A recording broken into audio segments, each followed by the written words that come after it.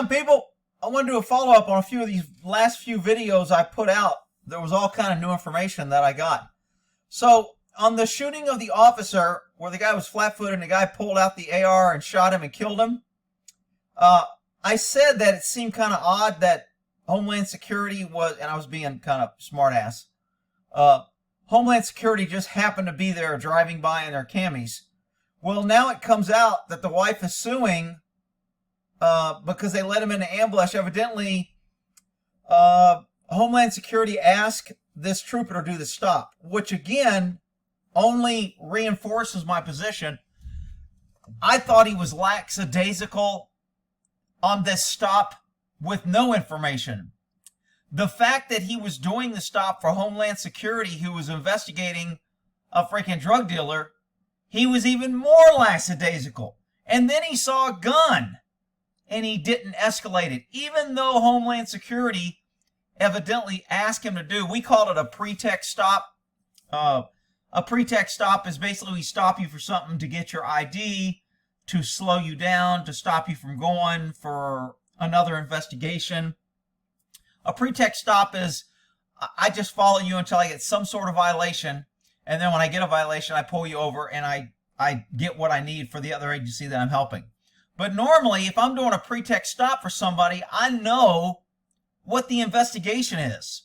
So I find it hard to believe that this guy was just told, hey, this is Homeland Security, can you stop this guy? And that's all he knew. I don't believe that. And the wife is suing, and she's going to have a hard time, because if they say, look, we told him we were following this guy, he was dangerous, we thought he was transporting drugs, we just need you to stop him, and then we're going to come in and jump on him or whatever. I mean, you know, there's all kind of people have been putting all kind of comments, and I don't know how they know this information or not.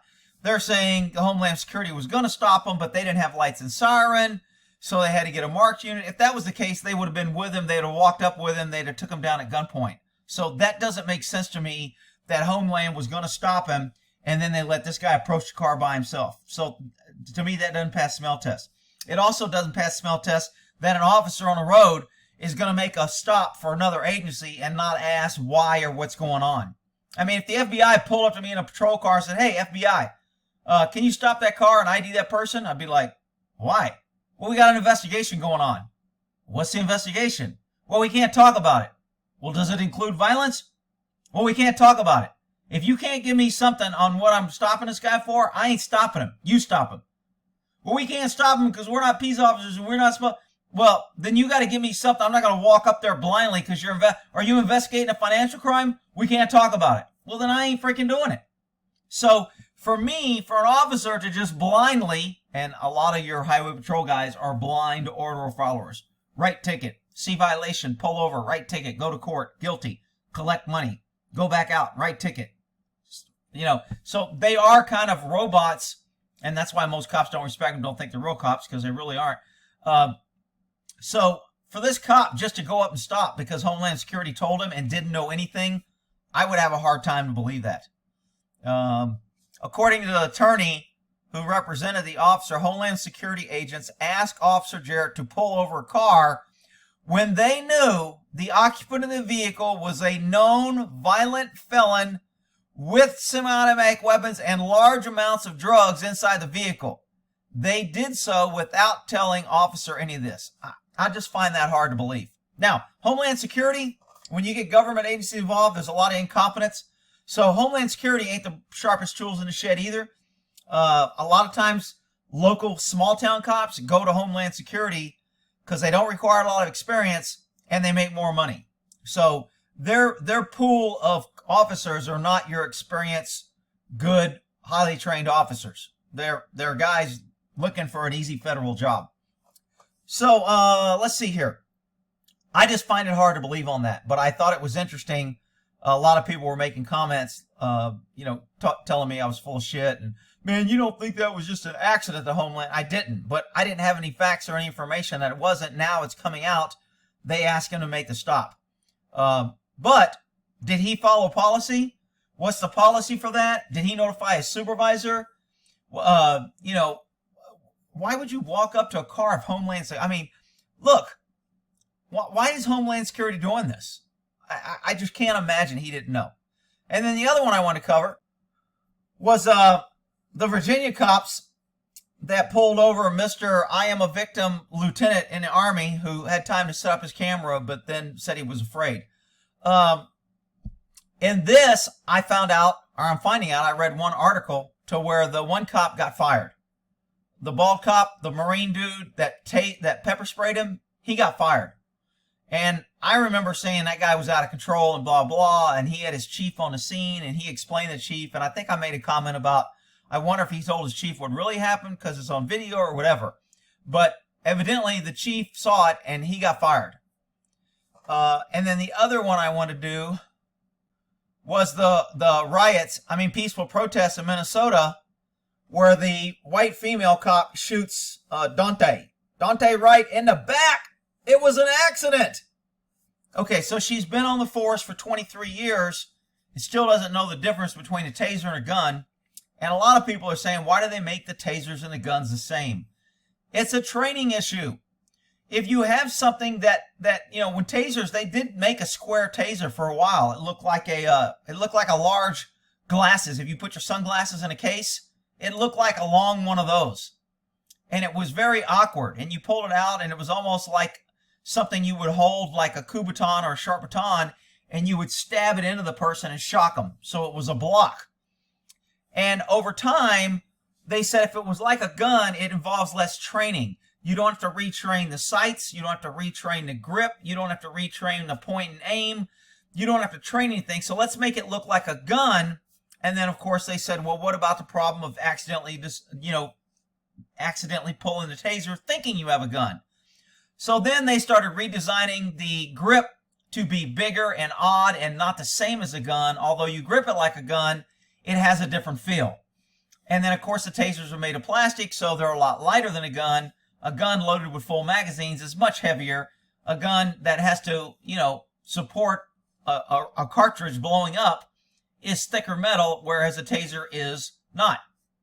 And then they started making the tasers bright yellow, so you could see the difference. And even now, they use color for your non-lethal guns. They're either orange, green, or yellow, so you know it's a less than lethal gun you're holding.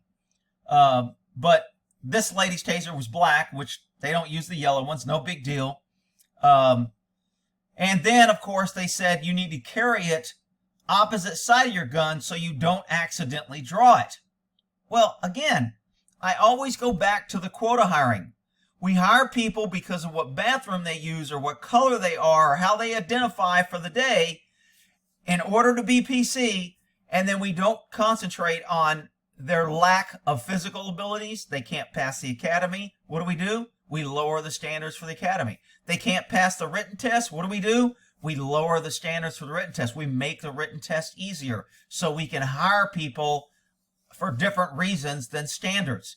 And then you put them out there because you're so PC, and then they don't have the ability to think, and when they panic, 26 years, and she still doesn't know the difference between a freaking taser and a gun? She had her... Now, I will say that according to some reports, all the other officers had their tasers out. Now, it still doesn't go to her lack of abilities to freaking learn and discern for herself. She could have seen everyone else's taser, thinking that she had her taser, and that's why she didn't realize the weight difference, the grip difference, and didn't realize she drew it on her strong hand out of her holster instead of on her offhand or her off hip, or if you had a cross draw for it. She missed all those clues. And of course, what are we going to blame? We'll blame the taser. We'll blame everything except the person that we hired who probably shouldn't have been hired, but we wanted to be PC, and 26 years later, she ends up killing a dude, and now she retired, and I think the black guy that was handcuffing him quit, and I don't know if that's true. Was there another one I wanted to cover? Okay, I think that was it. So just a little bit more information. Again, every time I do a video, the next day they release. Now, the body cam's out on this woman. I've kind of looked at it. And she screwed up. She got involved when she shouldn't have. She interfered with the guy who was cuffing him. Instead of staying out of the way and let the man handle the man, she wanted to get in there and get involved. She grabbed his arm, and what does he do? He rips his arm out of her hand, and I think he's got a handcuff on it. and then he jumps in a car and she runs around and shoots him thinking she has a taser. So again, most of the problems on that stop was related to her. It wasn't just the taser confusing a real gun for a taser.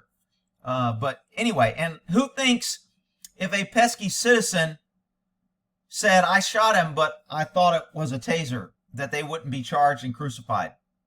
And who thinks if the black guy had shot him, he wouldn't have had to quit or retire? It would have just been an accident, and we're going to give him more training. The double standard and the lack of standards, it's really not a double standard. It's just a lack of standards. There is no standards.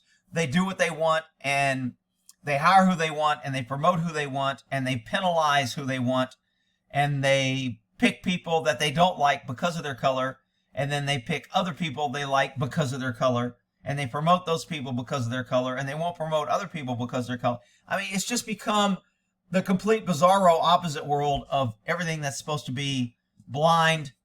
Justice is blind. Hiring is blind. And we shouldn't even see color or sex or anything. We should just be hiring for, do you have the ability to do the job? And are you capable, and are you better at the job than someone else?